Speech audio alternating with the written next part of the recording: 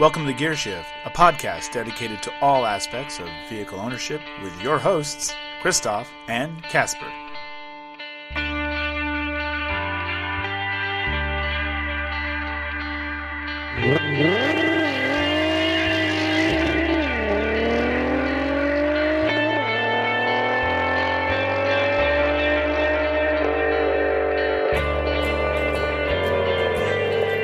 And we're back.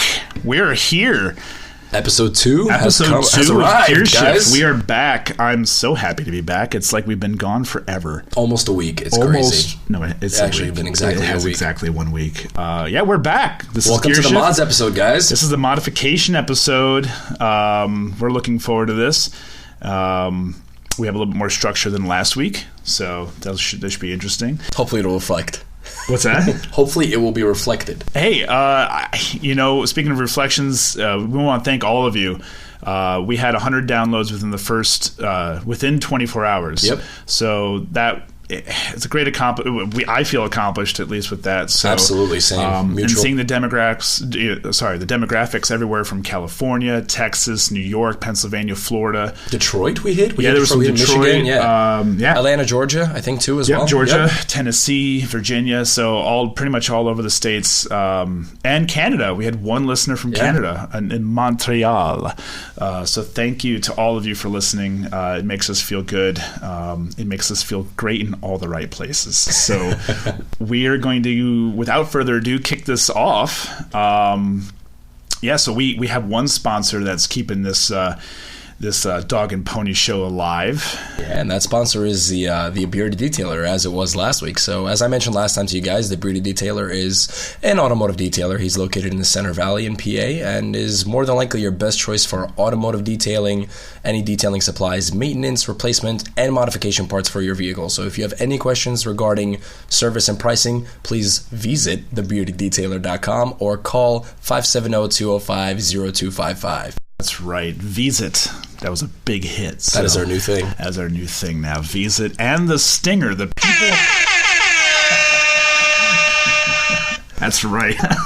The people have spoken. The Stinger is our fan favorite. It is. Give us a little taste of that Stinger. Yeah. The people love it. The people want it. So, and while we're talking about the Stinger, I'm going to throw this out here.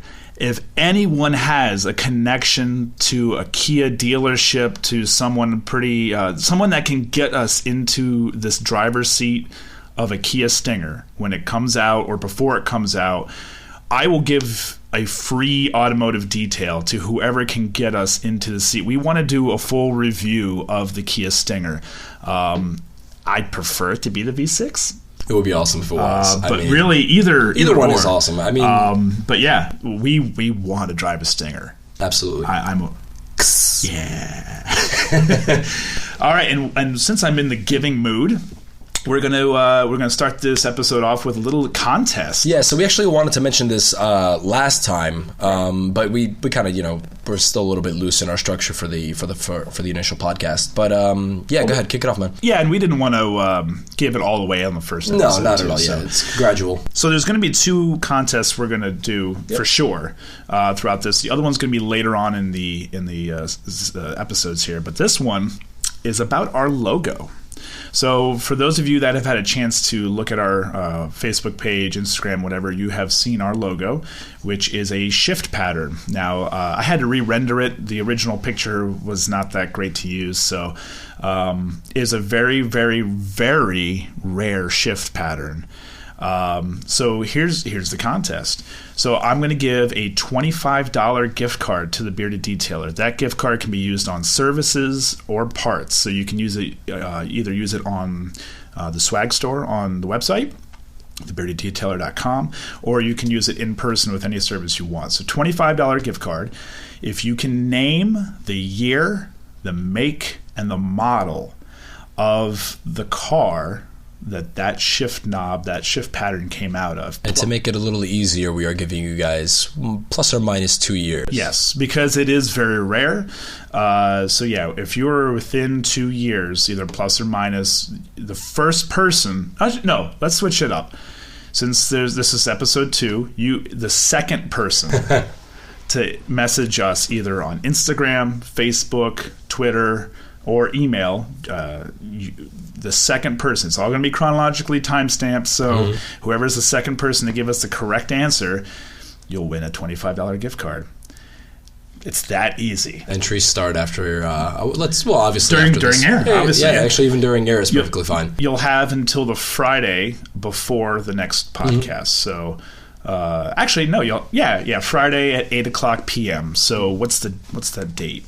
Well, today's the 21st, so between the 23rd and the 27th? 7th, yep. So, Friday the 27th at 8 p.m. is when the contest stops. So, hey, most of you guys that are listening and gals are car people. And you all have the internet, obviously.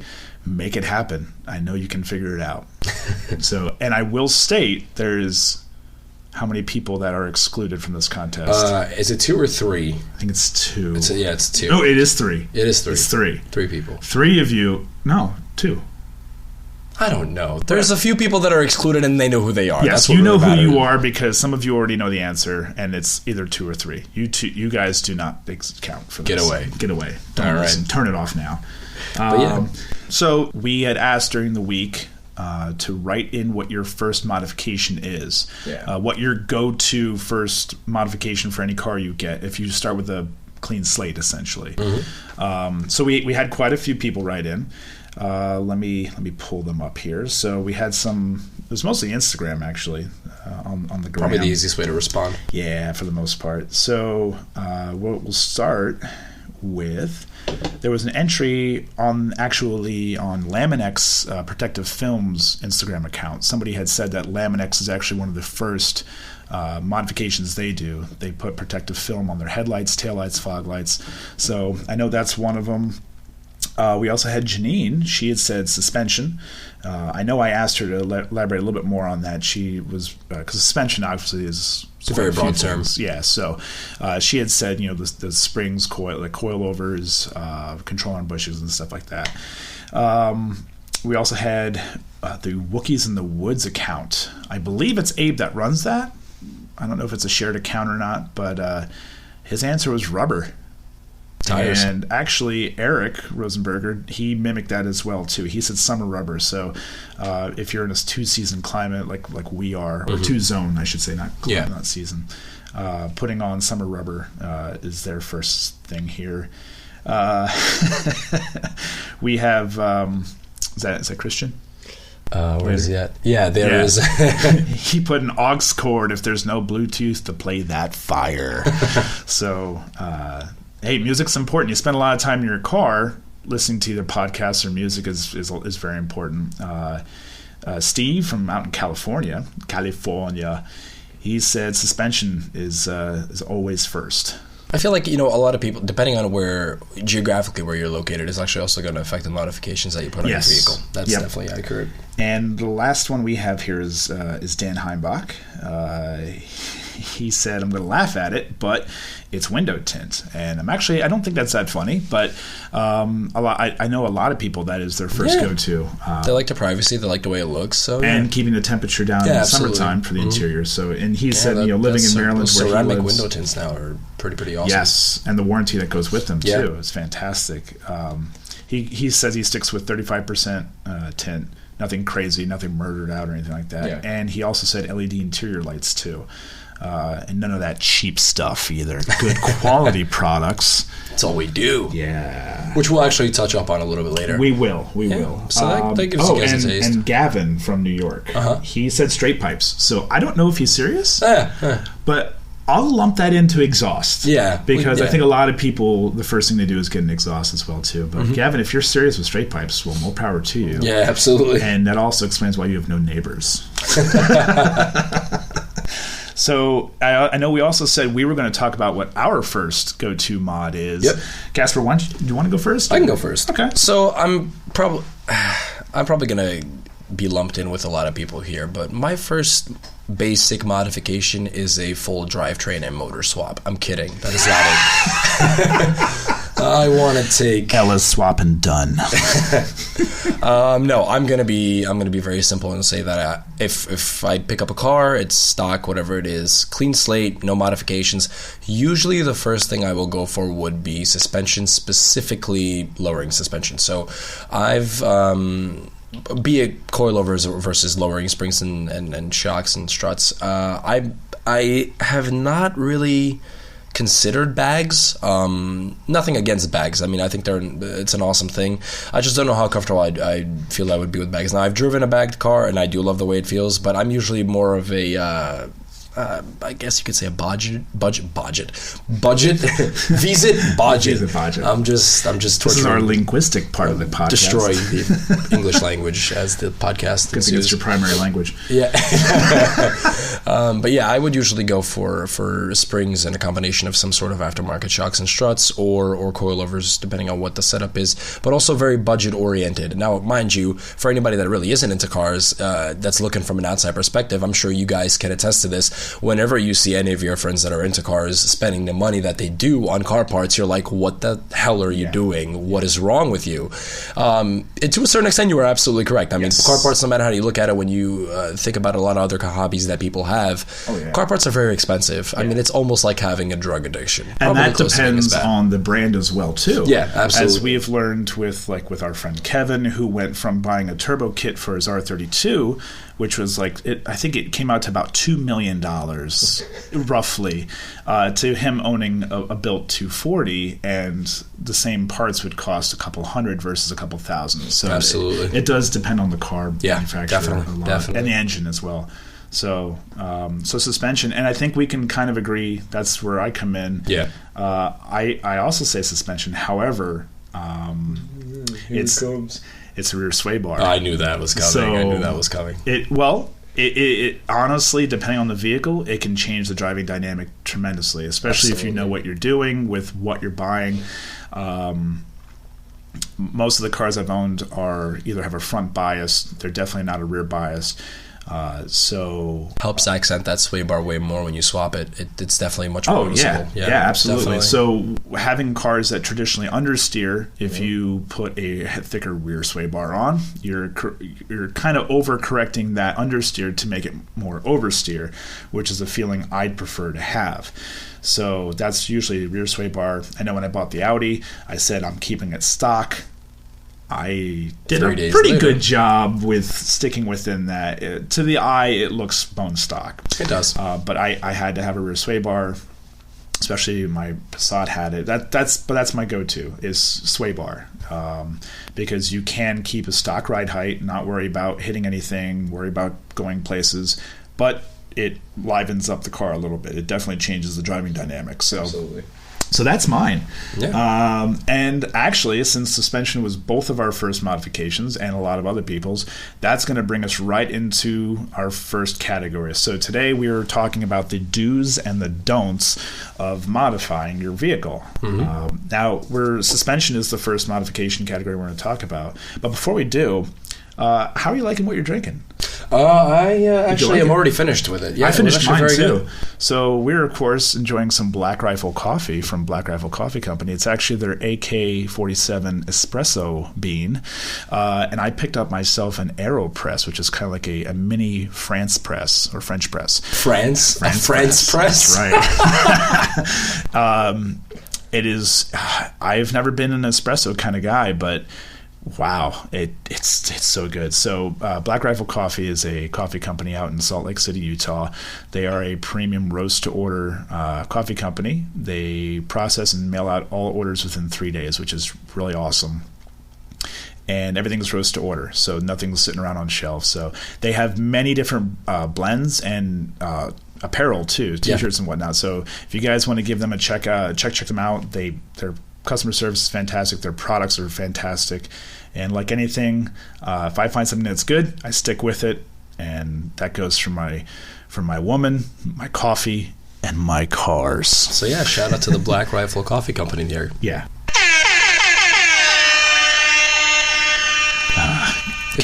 Kacper has a new toy. It's never going to get old. All right. So anyway, back to the show. So suspension. We're going to talk with that here. Yep. So there's a couple different types. Yeah, so I mean, we have some of the stuff that we mentioned before, lowering springs, Right. Stiffer springs in general as well. You can upgrade your shocks, and the kind of whole point of this category, I would want to say, well, not the point, but a good aspect of it is that as the car scene has changed over the years, so has suspension, and so has the preference of a lot of people to suspension. I remember,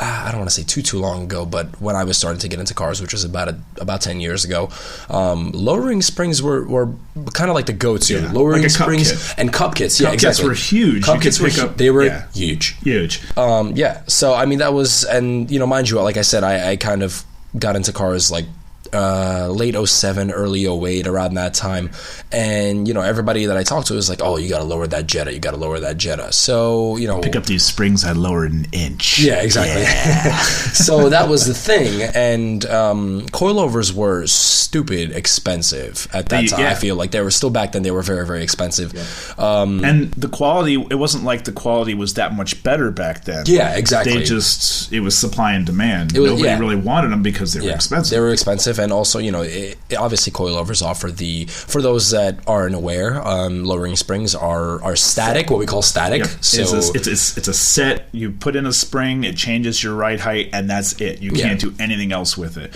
Whereas a coilover has, and depending on what type you get, it's all fully adjustable. So you can, let's say you put them in, you like it, but you want the rear up just like a half an inch, you can get on, and it's a threaded perch, you can raise it up, and then just pretty much set it to where your preference is. Yeah, and depending on what kind of, I guess we could just say variant, I'm kind of going off of KW stuff, but depending on what a grade of coilover you get, and depending on the company, you can also adjust dampening and rebound in certain setups. Yeah, so dampening and rebound, for anybody that isn't into cars, I'm basically just saying you're dumping more money on things that aren't other hobbies. But essentially, you get what you pay for. Yeah, I think that's pretty true with almost anything. With anything. Yeah. That goes with shoes, absolutely. Anything. You get what you pay for. So the biggest thing is, I know we have a lot of these things labeled here in our outline from cheapest to most expensive. So lowering springs is obviously the cheapest way to effectively lower your car. Well, I would have said, and I have to interject.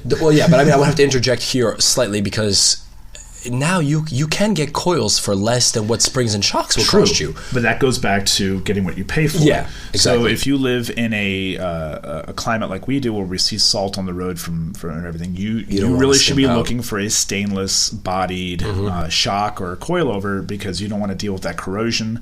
I mean, unless you never drive the car, then okay. If you only drive it in the summer, fine. Do your thing. Fine. Absolutely. But honestly, for me, I'd rather spend the money for a stainless shock. And you can easily pick up a set of coilovers for $400. Yeah. Again, you get what you pay for. $400 versus $1,400 is a big difference. Huge difference. But they all do the same thing. They lower your vehicle. The cup kits, for those of you who don't know what a cup kit is, it was essentially a kit that came with an aftermarket shock or strut, and then a lowering spring with that.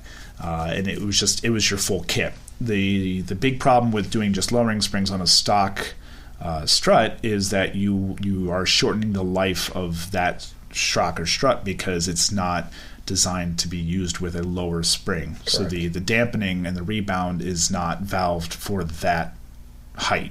Yeah, essentially.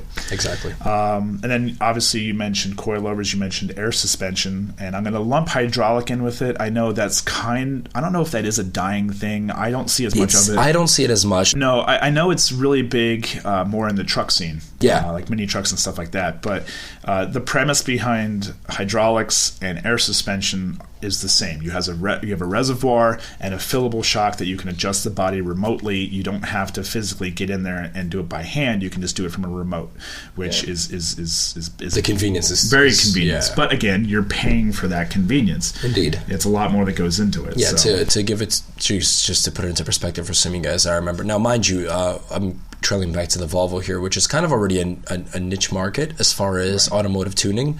But I remember Christof and I were talking at one point, and he mentioned, why don't you consider bagging the Volvo? And I'm like, you know what, let me just look around at prices and see what it would look like. And, coilovers for that car range anywhere from, like, from what I can find, between I want to say $500 to about $2,000. So you can get a decent setup for about probably, let's say, $800 to $900. Just the front setup for bags, for air suspension for the Volvo, just parts, was around $2,300, just the front. Yeah,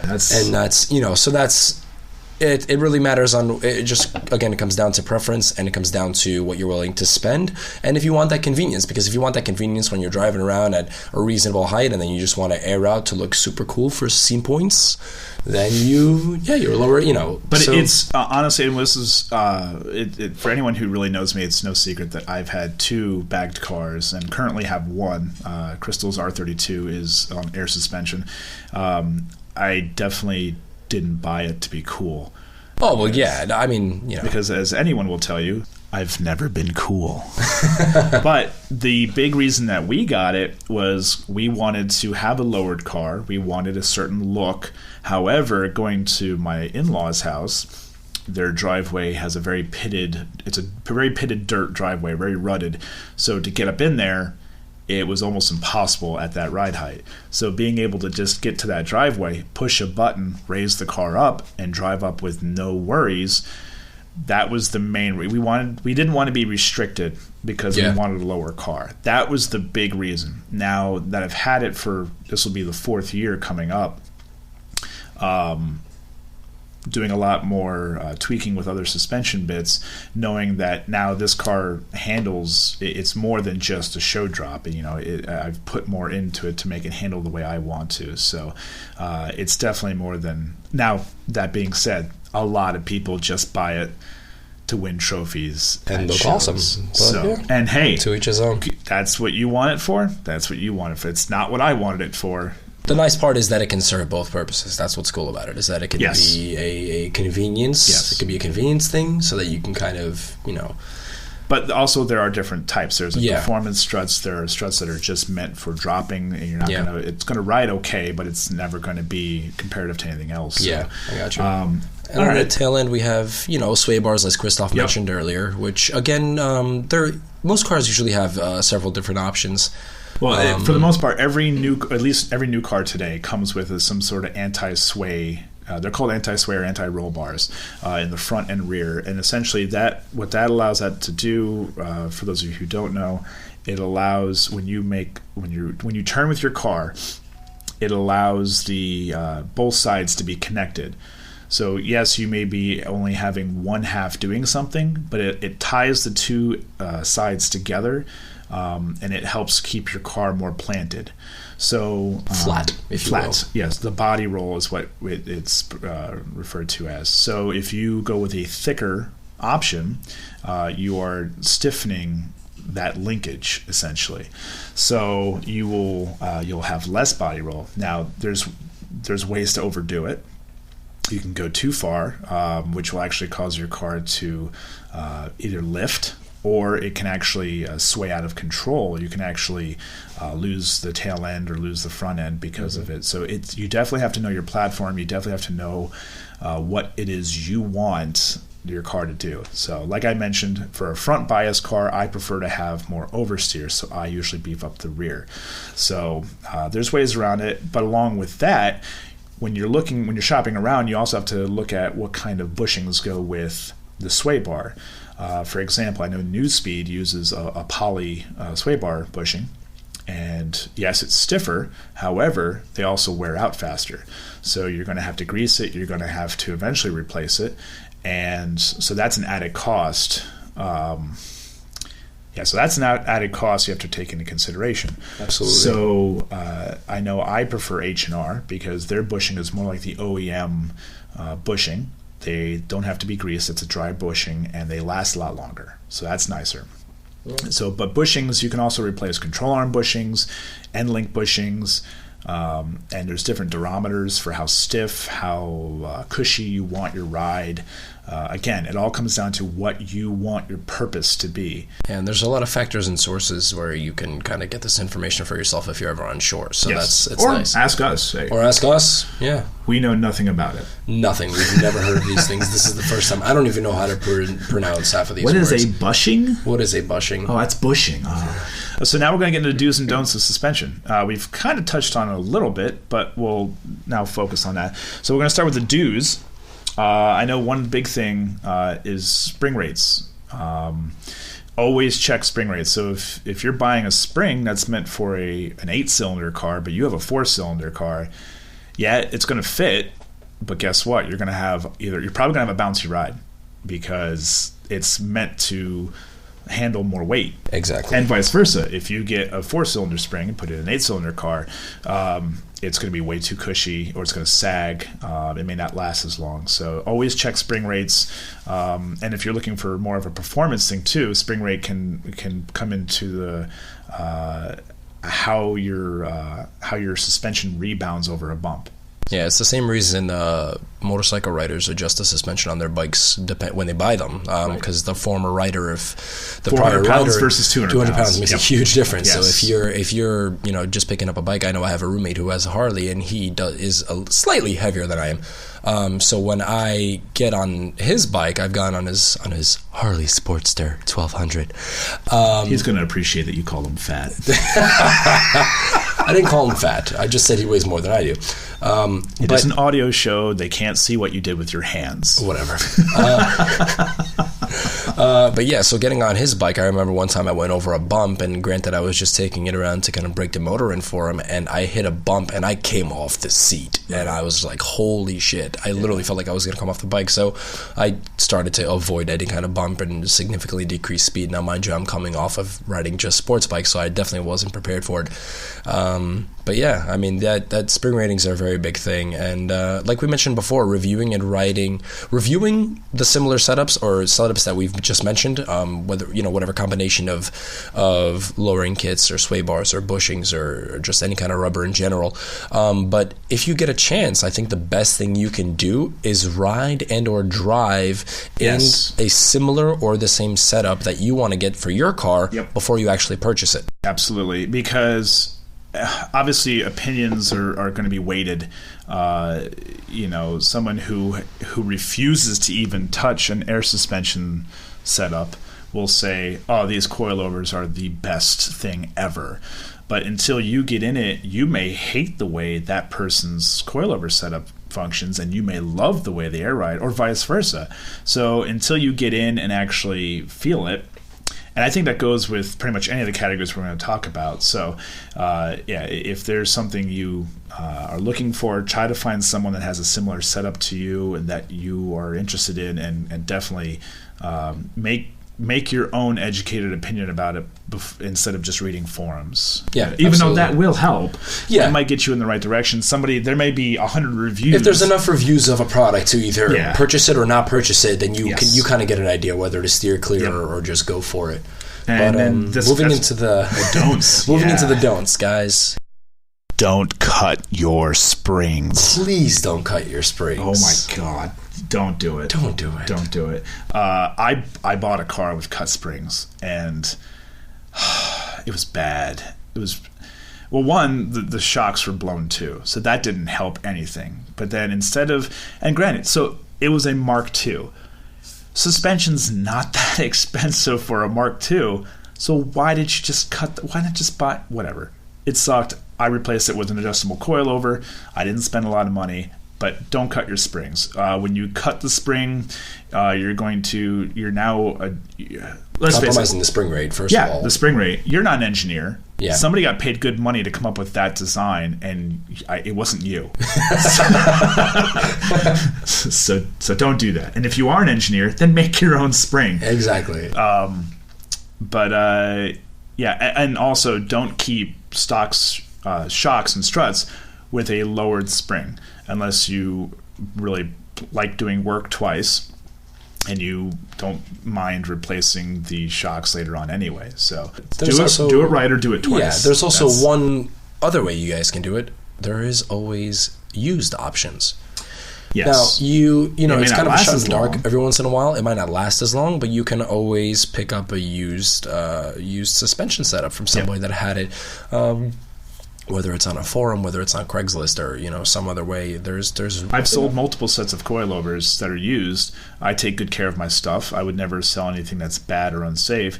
So yeah, it definitely exists. That option is definitely there for people. Absolutely. So, all right. Well, that takes care of suspension. And we are moving into our next category, and that is power. I promise you this is not going into the next episode. I'm letting it get him out of its system now. He literally just grabbed my phone and threw it across the room.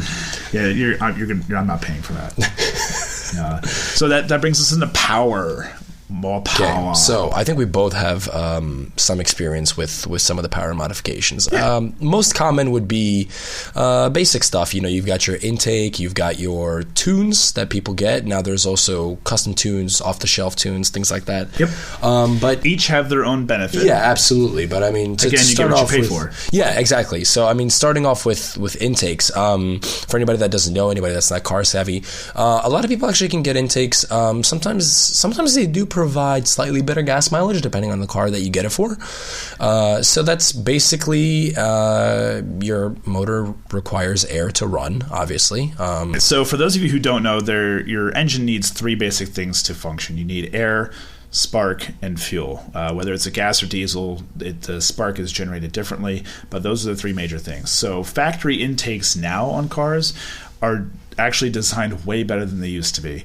So it used to be the first thing people would do: rip off the factory intake, put an aftermarket intake on there, help it breathe more. Today, you may just need a drop-in filter. If that. And the thing is, most people nowadays don't buy the intake for its breathing capabilities as much as for the noise. Yeah. So you're going to get a more aggressive noise from the throttle body. You're going to get that stinger noise. Yeah. Especially for turbo cars. You'll hear the diverter valve closing. Yeah. Or reopening.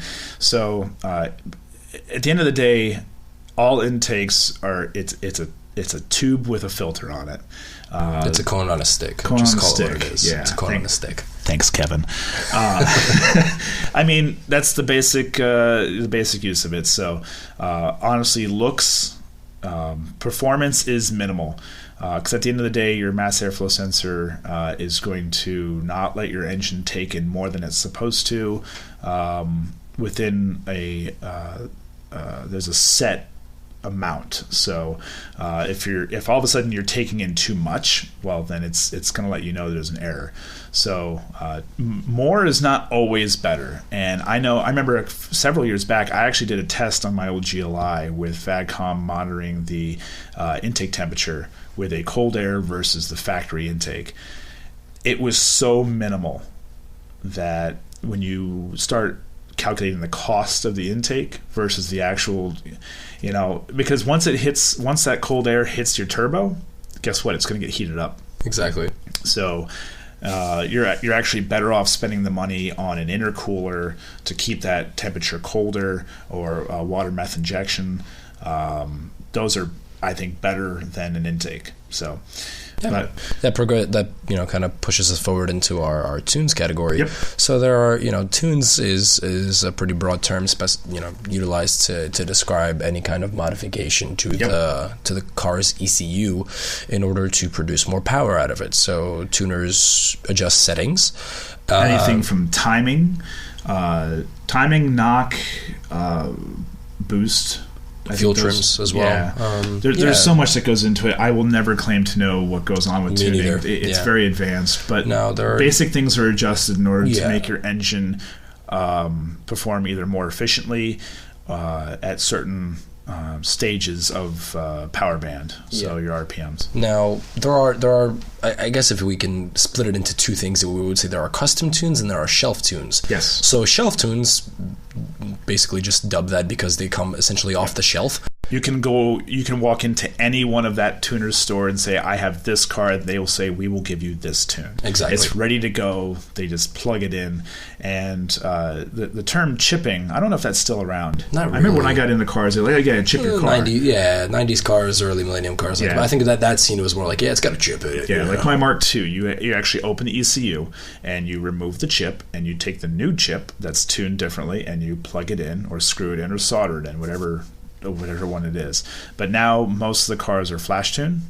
At least they were. I don't know if some of the newer. I know Volkswagen. A lot of companies are trying to get to make the ECU so people can't tamper with them. Yeah. But like anything, where there's a will, there's a way. So I know when I had my Passat, you had to then open the ECU and you had to pin it and then tune it that way. You actually had to hook it up inside the ECU. You just couldn't plug it in. So there's just many different ways to flash tune or to tune your ECU. So yeah, that's more of an off-the-shelf. And then there are custom ones where you can either do a dyno tune, where it's very tedious. You have to do 3 poles. You then have to take those readings and write a new tune off that, put that tune back on the car, do some more pulls, and it's just back and forth until you finally hit the number that you want, or you've maxed out, or there's nothing more you can do, or you're finally happy. So that's time consuming. And then actually what you're doing right now with the Platinum, with the Volvo, I guess it is a custom. It's not a dyno. It is custom. So essentially I there's a tuning company. Do you want to give a shout out? I mean, I could give a shout out. The company is called Boost Tuning, BEUST Tuning. It is a guy named Aaron. He is out in Colorado. He's very, very good with Volvos, or specifically the P80 platform that I have. ME 4.3 and 4.4 fuel systems. But he's not a Volvo guy, just remember that. Not at all. But so basically what happens is I provide the tuning company with a list of modifications that I have.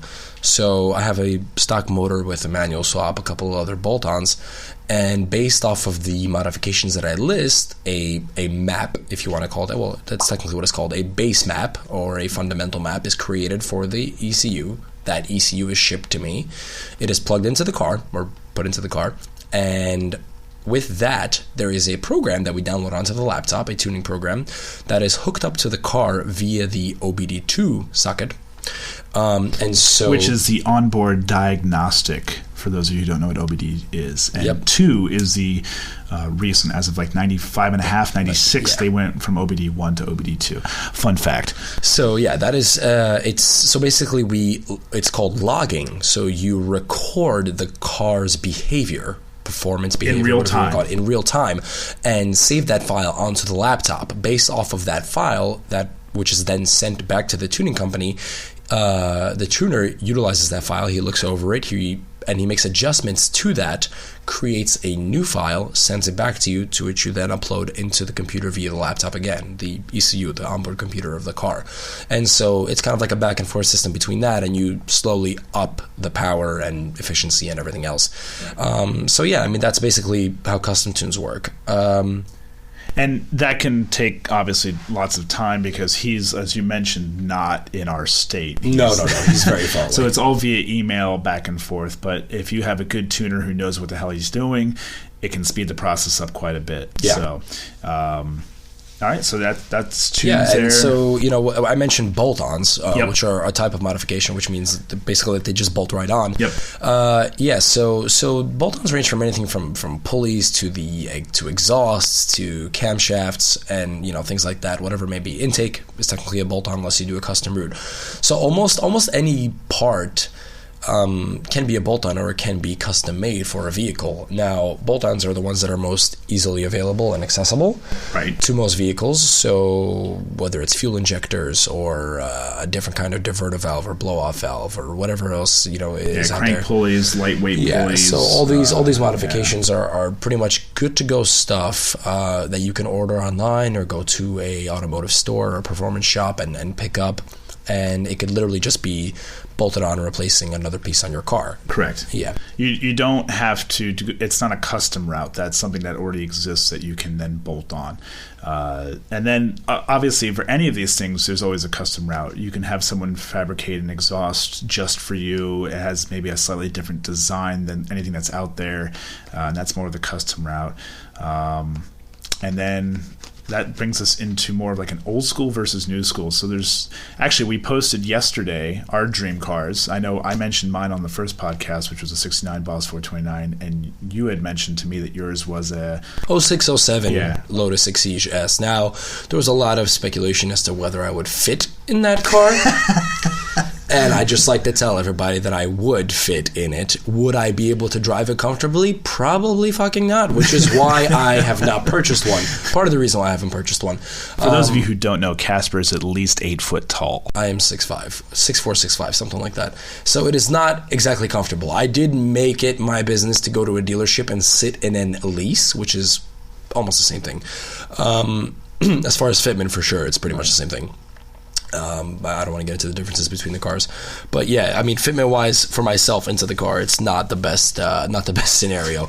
But I've always loved the way they looked. I've always loved the way they sounded, the reputation that they have as a company. And to me, it was always, everybody has their dream cars. You ask anybody, even non-car people have something that from their childhood or something that they like. Unless you just absolutely despise vehicles, then you might not have one, but most people, there's always something that kind of plays. Like if money was no, everybody has that whole money. If money is not an issue, what do you get? And I feel like almost anybody can give you an answer for that. Yep. And most people, it's some people would want like an old school Lambo or an old school Ferrari, or even from the newer stuff, people that don't really like the older cars. There's always something new that looks really sleek, really awesome, sounds amazing, has a prestige about it that we like. But for me, it's. Even when people say money's not an issue, I'm like, but it is an issue, and I can't, because real world, money is an issue. People say it's hard for me to imagine things that I know I won't be able to afford.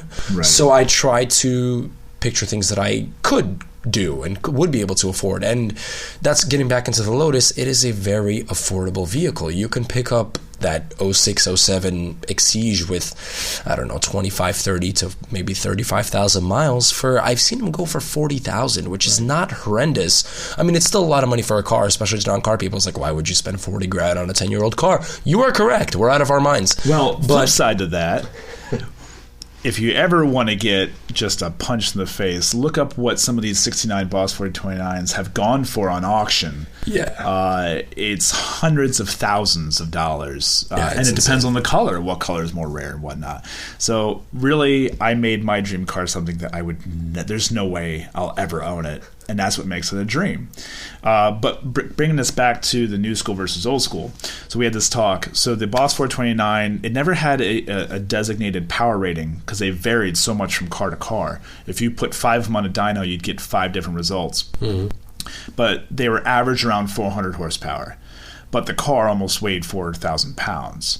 So now, that was 1969. You fast forward to 06, this Exige is what, like 2,000 pounds? About 2,000 pounds. And 195 horse? I think there was a range. I forget where that range was, but let's say for the sake of argument, it falls somewhere between 190 and 230, 240. Yeah. But yeah, I'm sure if you line those two up on a drag race, the results would blow you away. Yeah. Obviously, you would think the 400 horsepower car would just dominate, but I'd be very willing to bet money on the Exige just stomping it. Yeah. So, and it's all about the power. I joked with you saying torque didn't exist until the turbocharger came along. You look at old school muscle cars, the torque ratings are nowhere near what the horsepower ratings are. And I think once car manufacturers were able to then produce a lot of torque, that's when you started seeing these cars just dominating lap times and stuff like that. How you can power through a turn, it all depends on the kind on your torque rating and your horsepower rating. So, so I mean that's a prime example between old school power and new school power. And again, it comes down to what do you want. If you want to buy a car that's just a V8, great.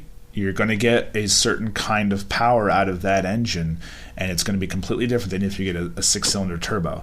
Absolutely, it's two different beasts. They're both going to be fast in their own right, but there's a reason.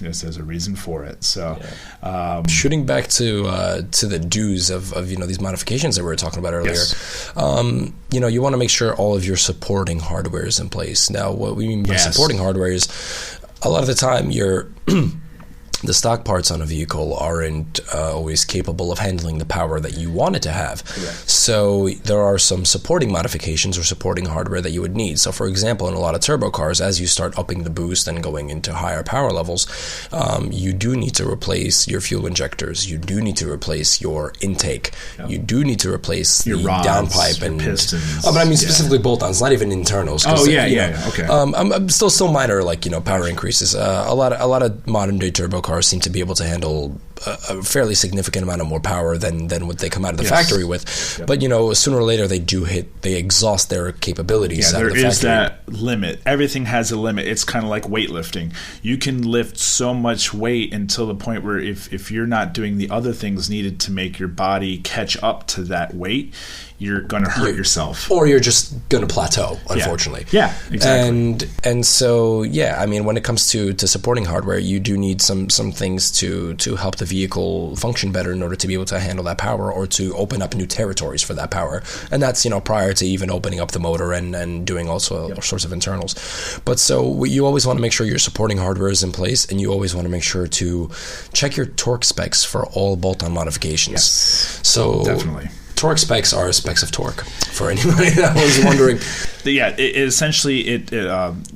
are specific wrenches that tell you when to stop turning that bolt or nut. It will usually click or beep depending on what kind of model you have. Reason being, every manufacturer has, again, engineers who get paid good money to know what the limits of everything is.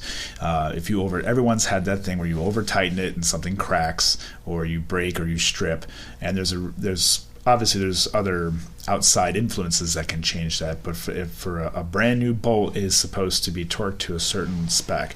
And the reason why that's important, if you're trying to make power out of your vehicle, if something's loose, all that hundreds or thousands of dollars you just spent can now be damaged and gone, and you have to buy it all over again because something was loose or something was too tight. It didn't allow for the fluctuation that's supposed to happen during certain temperature changes. So it's really important for torque specs. Yeah, which brings us into the don'ts of bolt-ons and modifications. Yeah. First things first, guys, don't be blind. And what Absolutely we mean by not. that is, if you have, if you're starting to put out higher power, and especially if you go forced induction on a vehicle, or if you go forced induction on an NA vehicle, meaning turbo supercharger, or if you already have a forced induction vehicle but you're significantly increasing the power, upping the power, you don't want to be blind. And what we mean by that is you want gauges in your car so that you can monitor how your car is behaving. If you don't have any gauges and something's not working right, like if you're overboosting, which is producing more than the spec you're supposed to be producing, you can cause damage by overboosting. Same token, if you're underboosting, you're not creating enough boost, you may not cause any problems, but you need to know, okay, my car doesn't feel right. Why does it feel right? Where do I start? It helps more with diagnostics. Exactly. These gauges give you clues. And the big one I would say is an air-fuel ratio. I mean, you definitely want a wideband, because a wideband is just a common term for an air-fuel ratio gauge. And again, all these gauges come down to the basics your car needs to run. Exactly. Air, fuel, spark. Correct. And I remember working with Kevin several times. Anytime I've ever had an issue with a car running or whatnot, I'd always text him, and he would always be like, go back to basics. Air, fuel, spark. Go back to basics. And that's where the hidden art of diagnosing a car has really died off with bigger computers and whatnot. But yeah, if you're getting too much fuel and your air has stayed the same, well, a wideband will tell you that your air to fuel ratio is off. Meaning you're wasting fuel and not producing the same amount of power. Or if you have a crack in your intake and your fuel's fine, well, then you're getting too much air and you're going to run lean. Then it essentially helps you know how your car is running. Gauges are very important. Yeah, if you go big power on anything and you don't have those gauges, you're running a risk. Yeah, a big risk. And money comes back down to money. And so, safety of your vehicle aside, safety of yourself is very important, guys. Don't plan on more power than you or the car can handle. That is also very big. I know I probably can attest to this. I'm going slightly ass backwards with the Volvo because I'm doing the tuning and I'm on completely stock suspension on the vehicle. But mind you, I'm not going to be. It's not a drift. It's not a race car. No, it's not a race car, and I'm not going to be sleeper. going crazy. But right now it's all about just getting the car running perfectly. Right. But you don't want to produce more power than you or the car can handle. Now, some people, there's, especially I feel like in the modern day where we're going to touch on this a little bit more so with our next episode. I don't want to get too into it about the differences between how the car scene was and how it is now, and how easily accessible power is nowadays, because it's stupid easy to get power out of a lot of vehicles, and a lot of people don't know their limits. People buy vehicles that they think they can handle, or produce or invest money into create the power that they think they can handle without really leading into that power. They get in their car's freshly tuned, they don't know how to drive it, and they YOLO mash on a throttle. Next thing you know, you're exactly in a pole or in a car or in a ditch, and you don't want that to happen. So and it's not even just power, it's suspension too. Exactly. If you don't know that your car is an understeering car and you go into a turn way too fast, guess who's not turning? You're going straight. Exactly. And so I've definitely seen it and heard stories of it, like down at Tail of the Dragon. When we go down to North Carolina, it's a very twisty road, and if you don't know the limitations of you or your car, what's the one motto of Wookiees? Don't outdrive yourself. Correct. Your car may have a limit that you don't, bringing it vice back versa. to bringing it back to with great power comes great responsibility. You need to know what you are capable of and not be overly confident, because the last thing you want to do is end up with a busted car and yourself in any kind of danger. So all right, well, moving into our that is the categories we've gotten into, and now we are going to move on to our current events. That was the last one, I promise. It's not going to be the last one. I know this for a fact. So we're going to keep the current events aren't going to be too long today. It's going to be pretty simple. Obviously, the big event that happened this past week would be the inauguration. 45th President of the United States, Donald J. Trump, he got inaugurated at noon. Sworn in yesterday? Well, by the time it records, it'd be Friday. Or it airs, it's going to be Friday. You know what? Yes, fine, whatever. But yes, so it happened on Friday. The inauguration was there. It was warmer temperatures than it has been in the past. Actually, I worked security at the 2009 Obama inauguration, and it was cold. Oh my God, it was so cold. It was very cold. We did 8-hour shifts, 8 on, 8 off, and it was cold. It was so cold. So warmer temperatures. So yes, Trump is now our 45th president. Correct. And probably one of the biggest things that has made the news with him. It was somewhat automotive related. It is auto related. Yeah, I know most people, if they don't know about it, will have heard of it. He did. Was it Ford that was planning on? I believe it was Ford was going to make a plant in Mexico, and Trump kind of gave them the ultimatum that if you move there, you're going to get a huge tax. You're going to get charged for moving your plant outside the United States. Ford then said, okay, we're not going to move. We're going to expand our current plant, give a couple more jobs here in the United States. So that worked. That was good. Keeping a domestic brand within our own country, which is good. However, the latest would be the BMW, Mercedes, pretty much the German market. So the German market obviously is what has brought us together, is the German car market. But there is Volkswagen's German? Okay. You could say that. But the German auto market actually has a pretty big following here in the United States. Yeah.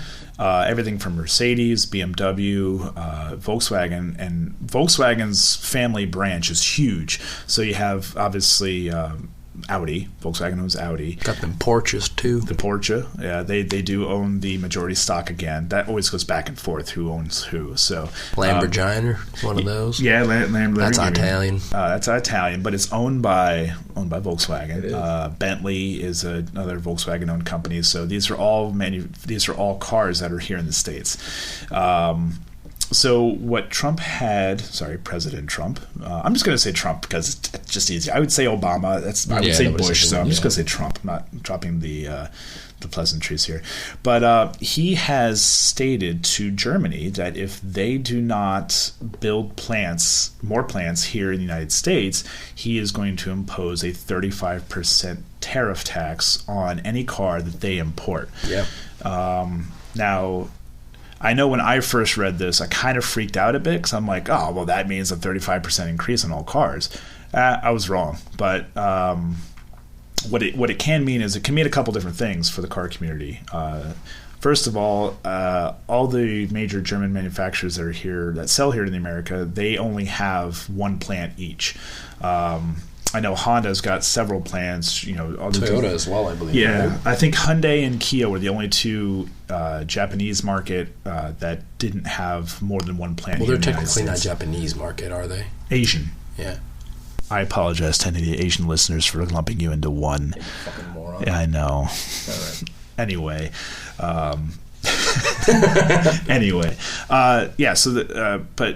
Volkswagen has successfully had the Puebla, Mexico plant for North America. That's their North American market. It's been successful for decades. Before that, they did have the Westmoreland plant in Pennsylvania. That really was only around for one generation of car, and even that wasn't the full generation in the Mark IIs. So the Chattanooga, Tennessee plant is their currently only U.S.-based plant. And I don't think there was any plans for them building another plant. So what can this mean? So if this actually takes place, one, I think it's going to upset a very good ally that we do have as a country. Germany has been a very good ally to us ever since we kicked their butts back in WW2. Try to take over the world, my tuchus. Anyway. So other than upsetting a good ally, I think we could probably see a 3% increase on every car that's imported. This obviously would probably exclude any American-made vehicle. Yeah. Because they're not imported, obviously. And for those of you who don't know, any model that gets imported from another country into the United States has a tax put on it or a tariff. And it depends on the model line. That's also a big reason why car manufacturers won't maybe bring out a new model line. They'll just do a variant of what they already have. Like when a good example is the CC from Volkswagen. That originally was the Passat CC. Because if they made a new model line, they were going to get taxed on it. So they introduced it as the Passat CC to get it in there, and then they eventually dropped the Passat, and it's just the CC. They found the loophole to get around that. So that's why a lot of car companies do that. So, I mean, this could potentially have a big negative effect on the car buying experience. I mean, I think it would only really cost the manufacturer maybe 1% to 2% increase on each car, but no manufacturer is just going to break even. They're going to want to make a few bucks for the inconvenience. Yeah. I wouldn't be mad about that at all, but so we'll see. We'll see where this ends up. Hopefully it won't be too drastic. I hope not. I hope it's just water under the bridge. It ends up, he cools down and doesn't turn into this big thing, or there's some sort of compromise. With government, that's the big thing that needs to happen. Compromise on everything. Okay, you don't like that we're doing this. Okay, what can I do to make this better for you, and what can you do to make this better for me? So we'll see how this gets handled. I did post a link up on Facebook. If you guys have any thoughts to this, try to keep it clean, obviously. But let us know what you think. Would you be upset if there was a 3% increase on the common model that you want to buy, whether it's BMW, Mercedes, Volkswagen, Audi, I mean, 3%, you guys can do the math. It's not a huge increase. And every year, at the beginning of every calendar year, there's already an increase on every model that gets brought in. That just happens. It's cost of living. Everything goes up. That's just what happens. So would you guys... Is that something? How do you guys feel about this? Do you feel he's overreacting? Do you feel like the Germans are not reacting enough? Should the Germans have more plants here in the United States? Let us know what you think. Which obviously in that aspect would result in more positions and jobs, more jobs, etc. Exactly. And would would potentially prevent this tariff from happening. So as far as next week's episode, Yeah, what is I next believe it week's is the episode? car scene. No, my birthday's not Are you that sure? quick. Yeah, so there's one in between that. No, it's not the car scene. Then which one is it? I will pull it up here. I have them all labeled. Next week, episode 3, How to Be a Consumer. So this actually does tie into this episode, which is really cool. How to Be a Consumer is going to be episode 3. We will have Alex Belinsky, parts manager at Sioka Volkswagen in Allentown. He will be joining us for that. If you guys have any tips as far as what has worked for you with being a consumer, I like the car. I don't need the car. That's right. Maybe we should get Must on it too. Must would be an awesome consumer advertiser to be advisor. So whatever, write it into us. Let us know, and we'll ask it again during the week on social media as well.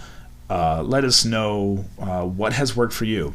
What has been a good car buying tip? What has been a good shopping advice that you guys have used in the past?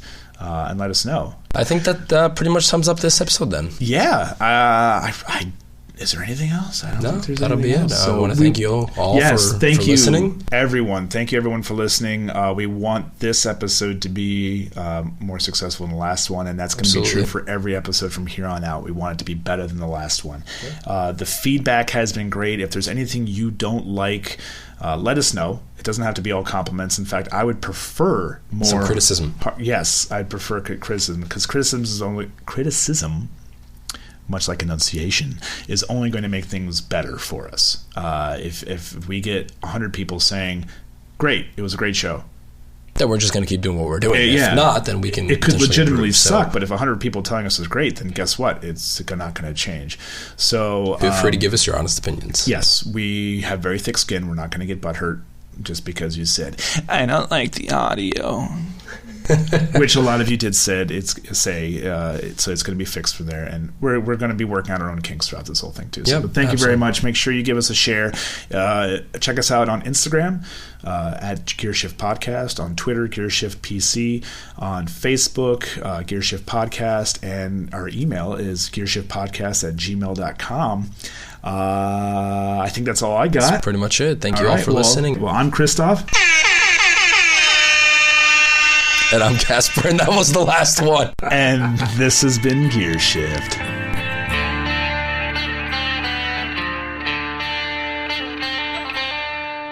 Gearshift Podcast is a production of Gearshift. If you have any questions, please email us at gearshiftpodcast@gmail.com or visit us on Facebook.